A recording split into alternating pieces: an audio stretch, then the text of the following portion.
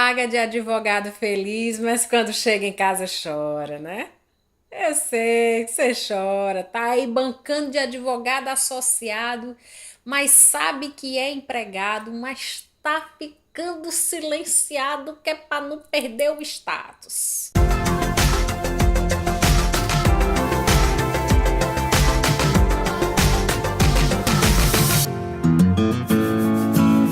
É muito corriqueiro, tanto nos grandes centros quanto na realidade da advocacia do interior.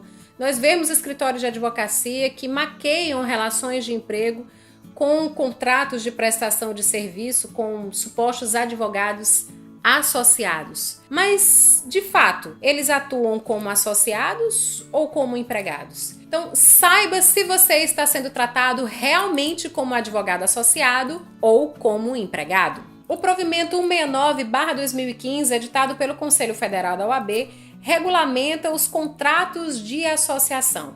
E aqui a gente vai ter alguns pré-requisitos bem interessantes e deixa as coisas bem claras e pontuadas. Não existe mais dúvida. E através desse provimento a gente consegue saber bem quando tem uma relação de emprego sendo mascarada pelo contrato de associação.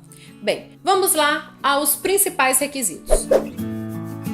O provimento diz que os advogados deverão firmar contratos de associação com as firmas com as quais se filiar e averbar esses contratos no registro de sociedade de advogados perante o respectivo conselho seccional. Nesse contrato, ele deve definir os critérios da atuação profissional e também os honorários. Bem, o advogado associado, ele não participa dos lucros da sociedade de advogados, obviamente, né? No entanto, ele tem direito à participação nos honorários contratuais e sucumbenciais das causas em que ele atuar. Qual seria esse percentual? Aí é de livre convenção entre as partes. O advogado associado, ele tem autonomia para ter os seus próprios clientes, sem ter a obrigação de ter que levar esses clientes para o escritório e de dividir honorários iniciais e sucumbenciais com o escritório. Obviamente, isso se aplica se essa relação tiver sido construída fora, né, das dependências internas do escritório. Isso não vem previsto, nem vem expressamente convencionado no provimento, mas é de bom senso, né? Se você está usando as dependências físicas do escritório e para atender o seu cliente e tal, bem, o advogado associado, ele pode prestar serviço a mais de um escritório de advocacia.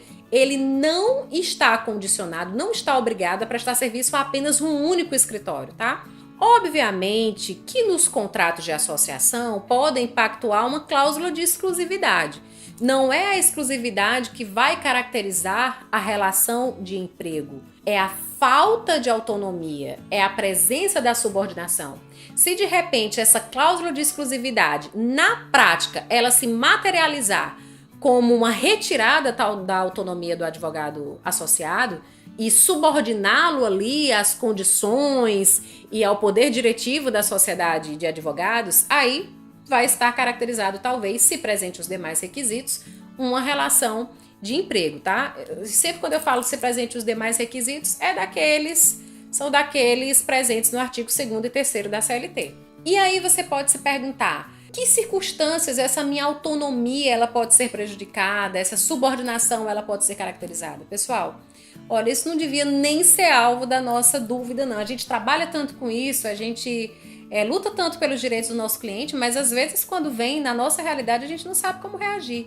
Mas se você tem sido submetido a um controle de jornada pré-fixado, se você precisa estar ali no escritório, nas dependências internas, nas dependências físicas do escritório, todos os dias, prestar aquele expediente, está havendo aí uma relação de subordinação, está havendo uma habitualidade na prestação de serviço, está havendo aí o controle da sua jornada pelo seu contratante. Então, esses são elementos ensejadores de uma relação de emprego. Então, não admita que você esteja tendo os deveres, tá, de um advogado empregado sem ter os direitos. E você pode dizer, poxa, Cibele, mas eu tenho medo de conversar e aí perder o meu emprego. Pessoal, se você tem estado numa relação abusiva, não se abstenha de conversar com o seu empregador, porque não raras vezes nem eles estão atentos. Em muitas realidades, em muitas cidades, principalmente do interior, é muito comum ver essas fraudes nos contratos de trabalho por conta até mesmo de uma questão cultural. O mercado pratica aquilo dali, a praça pratica aquilo dali, e aí aquela prática reiterada e irregular vai sendo replicada, sem nunca ter sido contestada.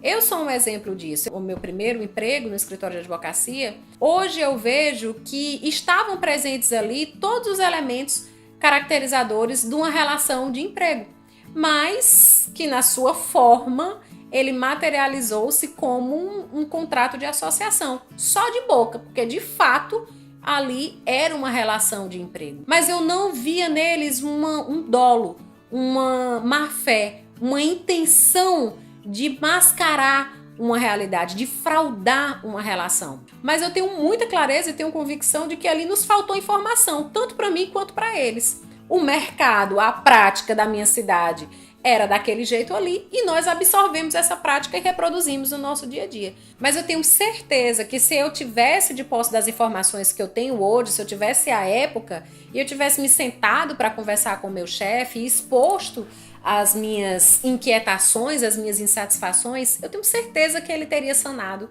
muitas das minhas queixas. Eu sei que essa foi a minha realidade, mas que infelizmente isso não é a realidade de uma maioria. O que a gente vê é realmente muitos escritórios tentando camuflar, tentando maquiar essa relação de emprego. Se você está numa condição dessa, preste atenção nisso. Compartilhe esse vídeo, faça a sua parte, compartilhe esse vídeo com a maior parte de pessoas para que a gente possa incentivar cada vez que passa esse tipo de debate, para que a gente possa mudar essa realidade nos escritórios de advocacia e conclamar a participação da OAB, a fiscalização da OAB nesses contratos de trabalho.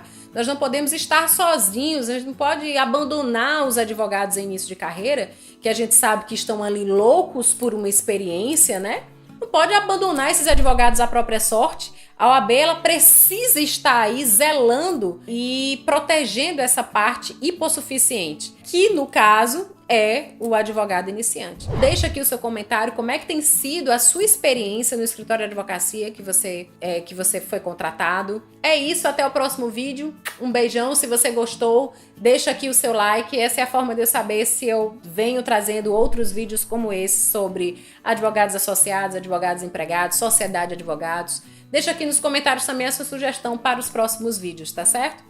Tchau, tchau. Até a próxima.